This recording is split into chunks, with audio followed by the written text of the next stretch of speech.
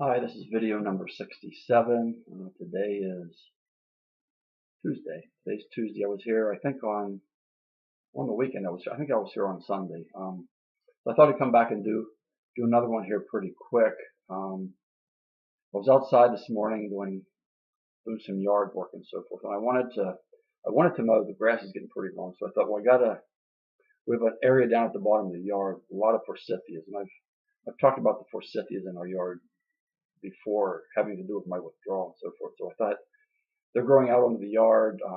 They get in the way when I'm mowing. They're way too far out now for me to mow because there's a couple feet out onto the yard. So I thought, well, I got to trim them first, and then I'll get to the mowing and so forth. So I was out there trimming them, and it did remind me of the story when I was going through withdrawal. That this is my 7th month, and I decided I was going to go outside, and for the first time in many, many months, try to do something, anything. I remember going out and shaking. I was visibly shaking. I would sit on the ground. I sat on the ground. It was like real wet. I had jeans on. It was in March. I had these little hand trimmers, and this was like a forest of forsythias because I hadn't done anything with them for a few years because I was sick. And one by one, I cut them all eventually. I did actually. It's probably 70 feet across or so, our yard. I probably cut about a dozen or so forsythias with that thing. But that particular day was the day. My cousin was here on the roof. They were like changing the shingles on the roof, and he came down and talked to me. I had no idea who he was, and I've told the story before, but just being out there with forsythias reminded me of that. Today I used an electric trimmer. It was much easier, and I didn't trim them all the way back to the ground. I just trimmed, what I needed to so that I could mow pretty easily again.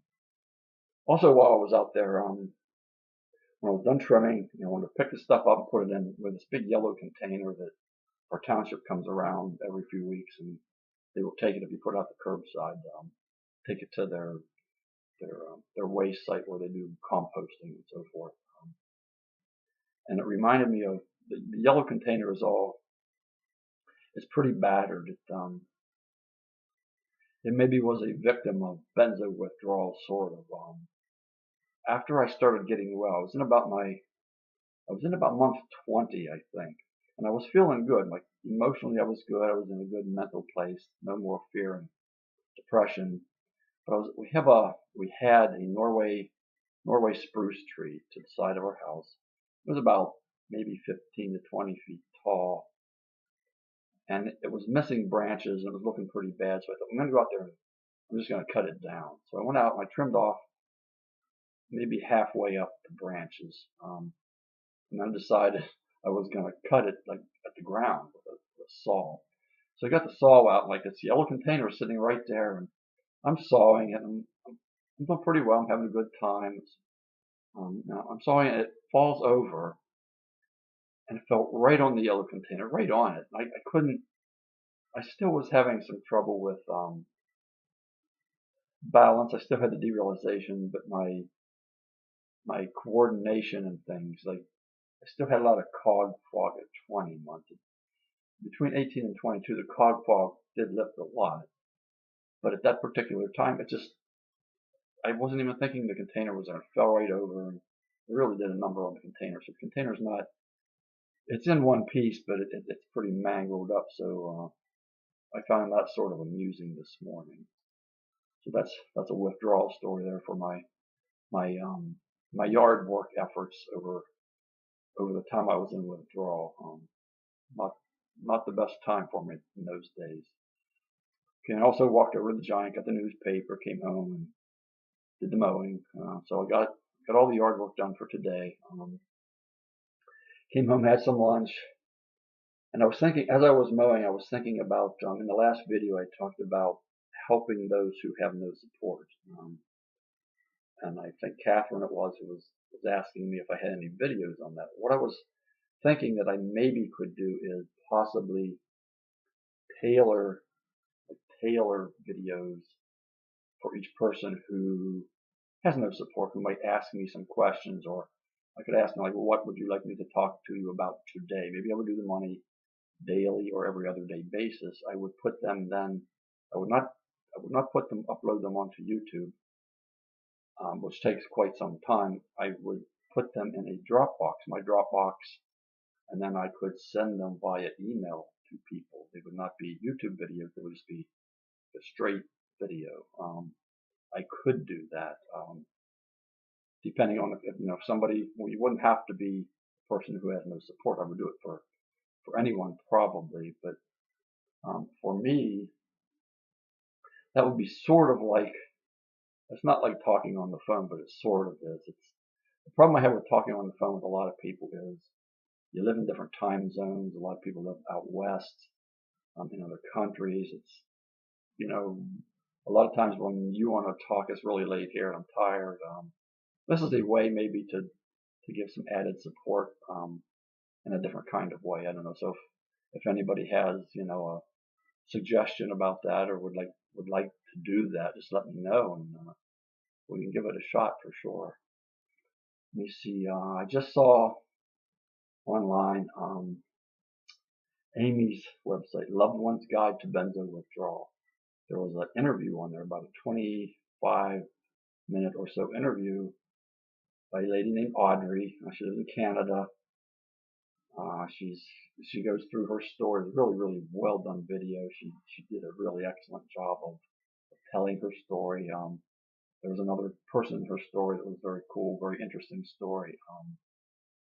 Anyway, she was one of the two people. I remember back Thanksgiving Day of last year, she sent me an email and asked me if I would consider doing a short video because it's hard for people to read when they're in withdrawal. And up to that point, I had only written things. And my first thought was, well, no, I can't do that because I've always been a very quiet person. I thought, I can't, how would I ever do a video? That's not Don. Don doesn't do things like that. And then second of all, I had no clue how you would even do one. And then you have to upload to YouTube and then download to the web. I thought this is completely beyond me, but I considered it, and there was another person. Audrey had been in a group, Dr. Jen's group at the time. And Dr. Jen took a break for a while. And there was another person in that group too, named Loretta.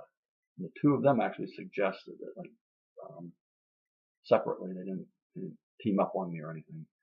So in many ways, you have Audrey to thank for this or for the videos in this website, and also Loretta. I mentioned that once before. But the interview she did on Amy's website was really good. I enjoyed it.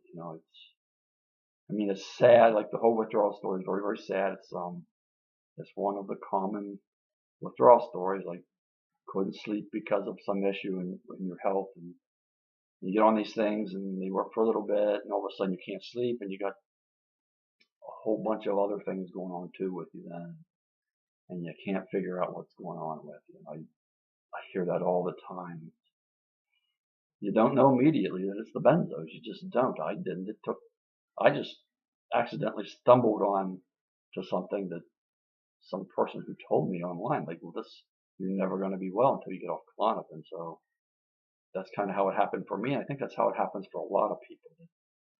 It's not common knowledge. If they would at least tell us, if this happens to you, if you get these feelings, these feelings, these thoughts, if you can't sleep, if you get these symptoms, it very well could be benzo withdrawal. And then at least you have a clue, what's going on with you. But they will rarely tell you that this could cause you a lot of problems. And that's a huge problem. That's not, I don't know. To me, it's just irresponsible. But anyway, I got one email here, a couple emails from the same guy. I had talked about one of his in the last video. His was the formication one, the bugs crawling under the skin and stuff on the skin.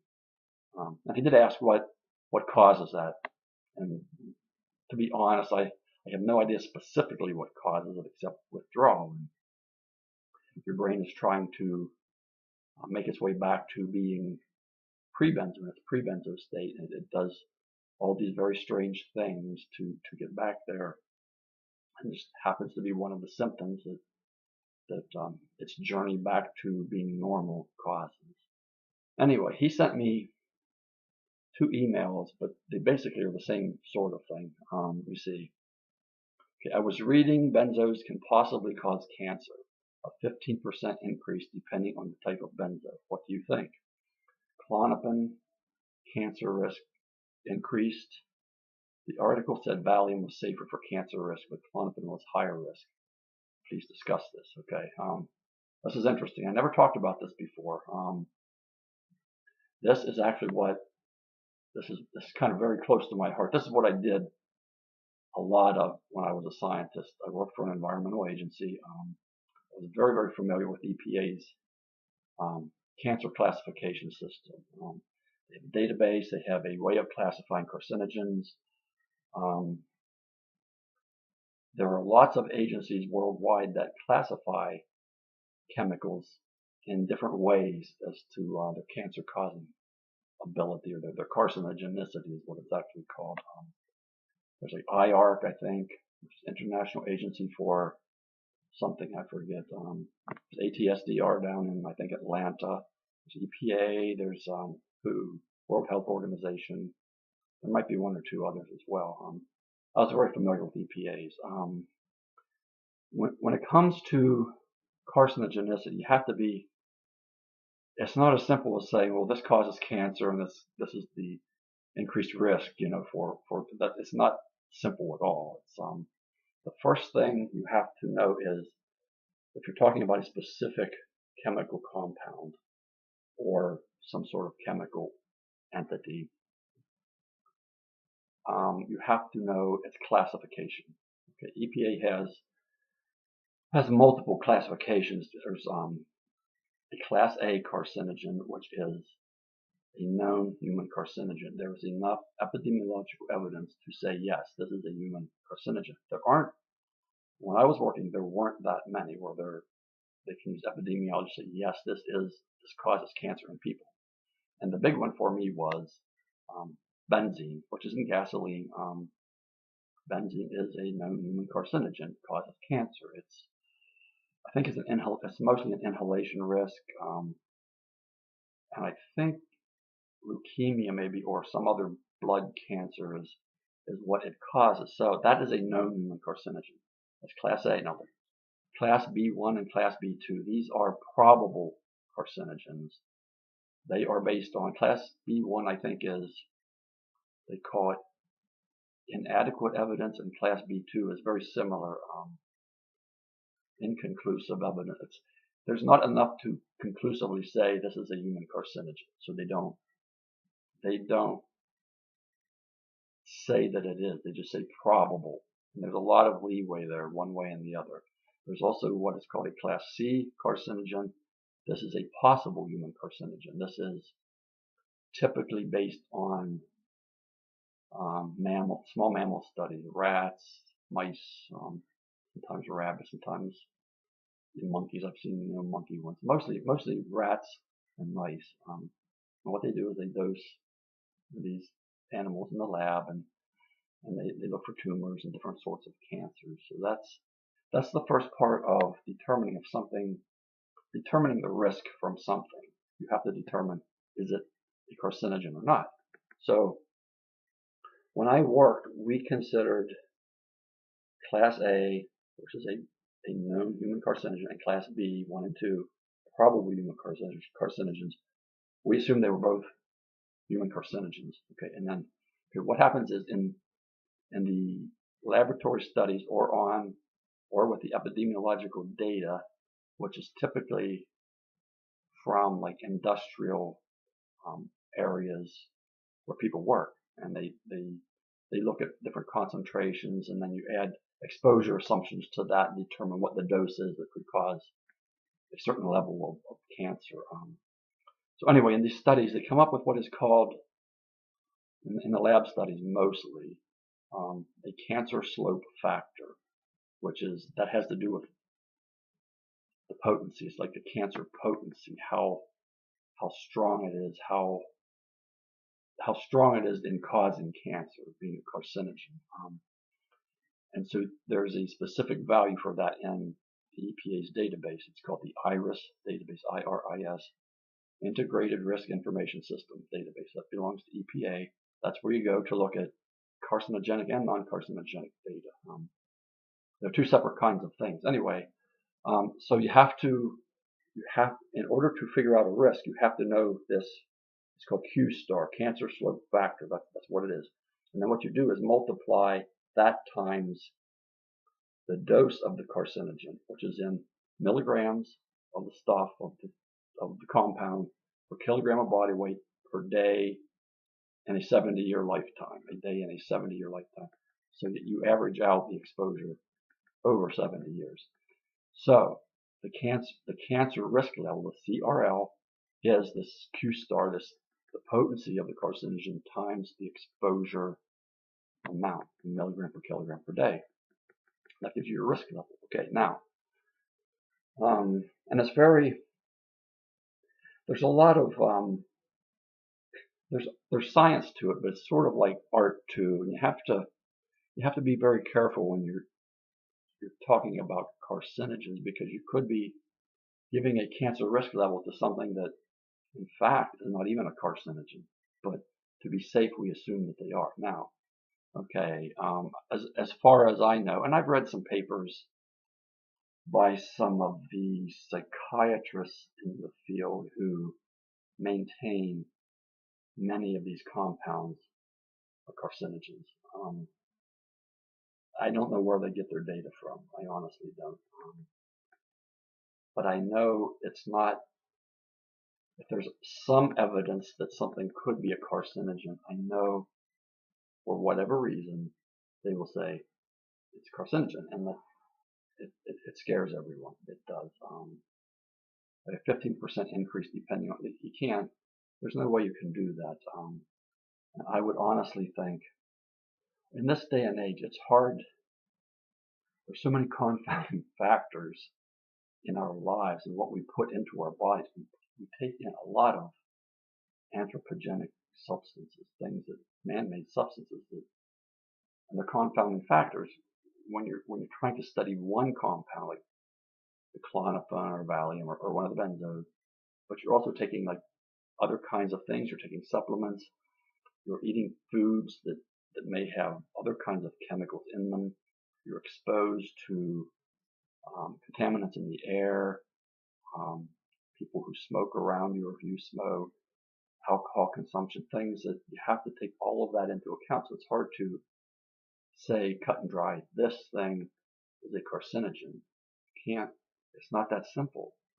It's very, very hard to determine if something is a carcinogen, unless it's like really, really obvious. Like benzene is obvious. And there are others. There are, off the top of my head, aflatoxin B1. I think it's a, it comes from mold, I think from peanuts or something. The peanuts have gotten moldy, and there's a stuff called aflatoxin in it. That is the known human carcinogen, and there are some others too. Off the top of my head, I can't recall. Benzene is the one that stands out for me because I did a lot of work with underground storage tanks, leaking underground storage tanks, where benzene is one of the contaminants that you look at, plus toluene, ethylbenzene, xylenes. Those are not carcinogens, but benzene is, and so that's why I know more about benzene than some of these other things. But you can't, I'm sure there are no good studies that say conclusively these things are carcinogenic. The best you can say is that possibly, there are a lot of things that are possibly carcinogenic, but I tend to look at these things more at the non-cancer risk, the systemic kinds of risk, harm that is not carcinogenic, harm that, like right now, either acutely or chronically can hurt you. And toxicology is an interesting field for sure. I did in one of the things I have written in I forget which room it is in. If it's in the study in this website or one of the others, I did one entitled How a Toxicologist Might Look at Benzo Exposure or Benzos or something. And I went through systematically, mathematically, how you would determine a risk. And I kind of came to the conclusion that, like, if I were looking at the data and the exposure in the job I had, you wouldn't be able to, the exposures that a lot of people have to this stuff, you wouldn't be able to have a concentration of this particular stuff at a site that you're trying to clean up. You would have to clean up to a certain level. So it does kind of blow my mind that, like, I mean, they're toxins, but they also, they're also medicines. You can't, I don't know how you balance those things. I don't think we do a very good job of it in our culture. That's another whole different set of things there. So I'm at 20 minutes, but I find this interesting because this is what I did. I did a lot of this cancer risk estimation. I was I was really into estimating risk and doing a lot of math there, a lot of science, toxicology. You get to look at different kinds of lab animal studies, and it was interesting. It was interesting. And then exposures. You estimate exposures. In this case, exposure here is very easy. You don't have to say you breathe this so much air, or you incidentally ingest this much soil, or you drink this much water, because you're taking the pills. I mean, the dose is like right there. You can, very, very easy to estimate. So that was interesting. I still want to get back and talk about spiritual stuff. That's going to have to be a day where I have it all organized, because I want the very, very specific things that happen in my experience. That I want to talk about, things that I thought, things that I prayed, things that, like the voice within, like not an audible voice, but things that, like, like messages, just a few that were given to me that were part of my story. So anyway, I guess I'll cut it off for now. We're at 22 minutes. Hope things are improving for you. If you have the energy and the time and the interest, go to Love Amy's Loved Ones Guide to Benzo Withdrawal. The interview with Audrey is really, really good. And she's getting well, I can tell. And you'll see that in the story too. She's a friend there. His name's Gord. He's a pretty awesome guy, I can tell. So check that out. When you have the time and the opportunity. And till then, hopefully I'll get back here before too long. And as always, I'm right here. Bye bye.